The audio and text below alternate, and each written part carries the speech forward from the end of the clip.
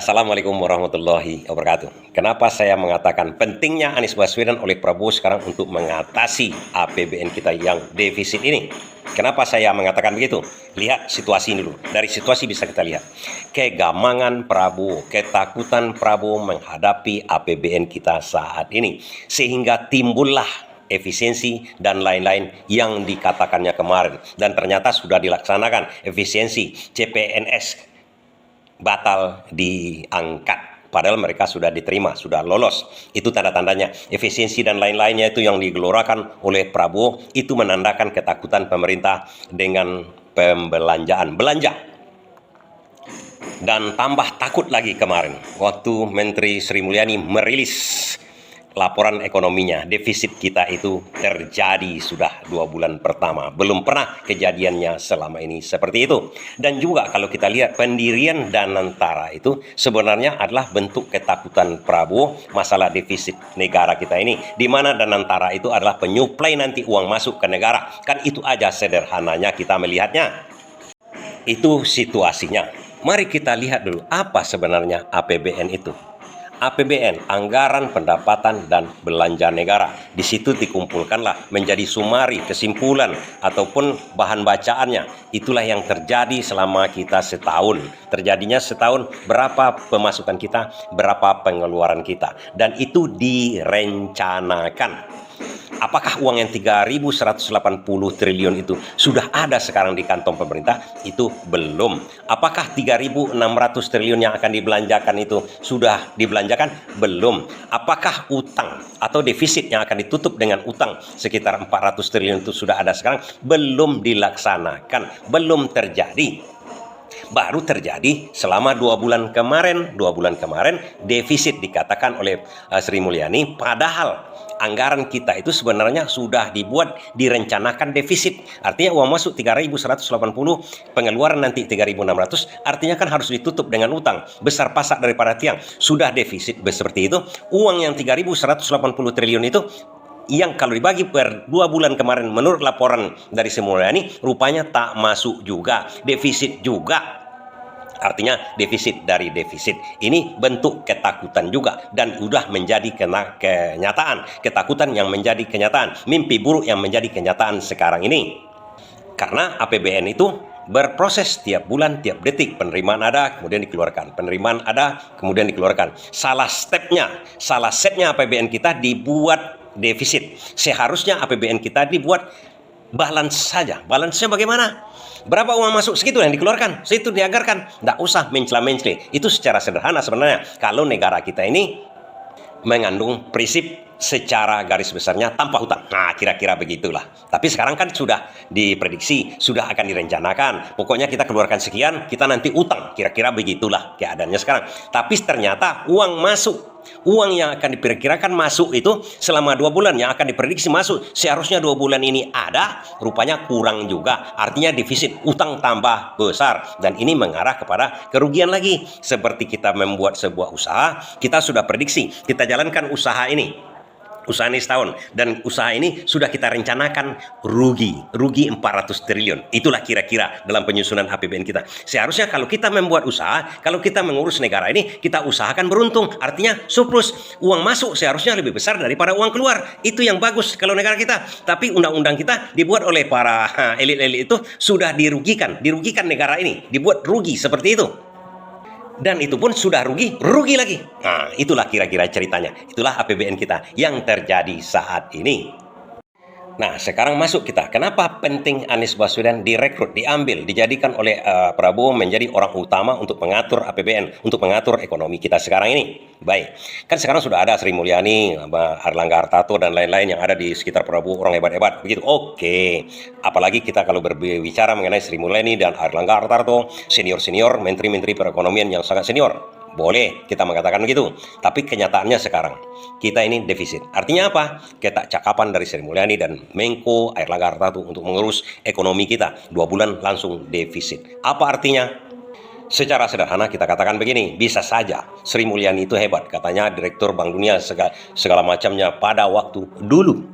Pada waktu Jokowi pun saya menenggarai, saya mengatakan Sri Mulyani tidak hebat dalam hal ini karena uang masuk juga seperti sekarang sudah harus diperiksi rugi terus berutang kita. Nah, seharusnya kalau berutang boleh kita sebagai pribadi juga kita berutang kan boleh. Kita pendapatan kita sudah menetap nih sebulannya cuma 400.000. Kita mau buka mau berutang, boleh kita berutang. Untuk apa? Untuk usaha. Ya mudah-mudahan usaha kita itu untung. Dengan itulah kita mencicil utang, bukan dari uang kita ini. Kalau kita utang kita buat untuk keperluan pribadi, untuk konsumsi pribadi, habis tekor nanti tiap bulan kita tekor. Rakyat membayar pajak hanya untuk membayar utang. Yang dibuat begitu saja. Apalagi hutang itu hutang tak jelas. Hutang itu seharusnya dalam prinsip ekonomi mengurus negara, apalagi seharusnya dipergunakan untuk yang produktif, menghasilkan, sama dengan kegiatan pribadi kita. Ternyata sekarang itu tak dilakukan oleh Sri Mulyani. Kita keluarkanlah Pak Jokowi di situ memerintah segala macam, tapi dia harus berprinsip. Kalau seandainya tidak dilaksanakan sesuai dengan prinsip ekonomi yang ada di kepala dia seharusnya mundur dari dulu. Tak mengurus hal ini. Dia sudah tahu ini akan jelbok nanti negara kalau terus berutang tanpa memikirkan hutang yang lama dan membuat hutang itu berutang untuk konsumsi. Ini yang diprediksi akan habis kita. Nah, saya tidak akan mengambil risiko seperti itu. Kalau sebagai Menteri Keuangan, dia harus mundur ke waktu dulu-dulu itu. Tapi ini malah diteruskannya sampai sekarang. Nah, kenyataannya sekarang seperti ini terjadi. Artinya tidak layak lagi Sri Mulyani dan Menko Perekonomian Airlangga duduk di situ. Reshuffle. Karena dalam hal ini tidak bisa ada peluang kedua kali, ketiga kali begitu. Karena ini negara harus diurus dengan cermat. Oh, kalau orang itu di reshuffle kan bisa orang lain. Atau di lingkungan Prabowo, atau di lingkungan Jokowi kemarin, karena Airlangga Hartarto dan Sri Mulyani kan bagian dari Jokowi. Mereka juga tidak bisa lagi seperti itu. Karena mereka itu menurut Mahfud MD kan dikatakannya bahwasanya orang-orang itu tersandera, dan memang itu kenyataannya tersandera sekarang ini. Makanya diperlukan orang seperti Anies Baswedan yang integritas, yang memang kasusnya bersih sebersih-bersihnya. Orang itu harus duduk dan diletakkan oleh Prabowo menjabat seperti itu, di mana dia tidak bisa disandra secara sederhananya. Dan ikuti cara Anies Baswedan untuk menanggulangi APBN itu gampang, sangat gampang sekarang ini. Cuma 31 triliun menurut Sri Mulyani tekornya kita dari hutang kita. Artinya kalau dikeluarkan hutang defisit itu 31 triliun cuma 2 bulan, gampang kan? Kemarin kan ada korupsi di Pertamina, kemudian korupsi di mana tuh di Timah dan lain-lain korupsi yang lain itu. Tapi kita kan tidak tahu berapa pengembalian uang negara di situ. Nah, kalau Anies Baswedan didudukkan di situ, dia punya komitmen, dia mempunyai sebuah cara bagaimana dia juga berlaku kepada Prabowo. Kalau dia didudukkan di situ, dia harus menekan surat perjanjian juga, seperti dia dengan Kampung Akuarium. Oke, Kampung Akuarium dulu, saya kalau terpilih, saya akan tempatkan kalian kawan-kawan, Anda kembali di Kampung Akuarium yang diusir oleh Ahok. Nah, begitu Prabowo merekrut Anies Baswedan punya komitmen juga, janji juga. Kalau Prabowo mau mengundangkan undang-undang perampasan aset, saya duduk, saya bereskan itu semua. Kenapa begitu? Anies Baswedan selalu bertindak seperti itu. Dia punya komitmen. Kalau komitmennya dia masuk ke situ atau menjabat menjadi gubernur, dia membuat sebuah perjanjian baik dengan orang di atasnya, di bawahnya yang sejajar dengan dia ataupun kawan-kawannya. Dia buat dulu komitmennya. Nah, kalau komitmen ini mau dilaksanakan oleh Prabowo, Anies Baswedan akan mampu melaksanakan untuk mengatasi ketakutan Prabowo tadi masalah APBN. Kenapa begitu? Kalau undang-undang perampasan aset dilaksanakan, misalnya di korupsi di Pertamina, itu satu contoh aja saya katakan, 1.000 triliun ditersangkakan oleh jaksa. Uang itu harus dikembalikan ke negara. Perampasan aset harus dilaksanakan. Begitu mulai pengadilan, belum pengadilan dirampas langsung. Rampas semua harta-hartanya. Tentu saja 9 orang ini mungkin saja dia tidak mau kalau memang dia melaksanakan 1.000 triliun. Oke, 1.000 triliun. Tentu saja dia akan bocorkan sianu-sianu kemarin. Rampas juga lah aset mereka semua. Mereka tidak akan tutup mulut. Tapi kalau seandainya sekarang mereka cuma ditersangkakan begitu aja, dihukum sekian tahun, dia akan tutup mulut. Karena ada backing dia tidak akan bocorkan. Tapi kalau dia rampas aset dia, sementara tak ada hubungannya dengan korupsi tersebut, mungkin juga dia adalah warisan dari orang-orang yang kaya dulunya, warisan tanah-tanahnya, tidak ada sangkutannya dengan korupsi ini, dirampas oleh negara, dia tak akan mau. Dia akan bocorkan siapa-siapa yang bekerja di situ.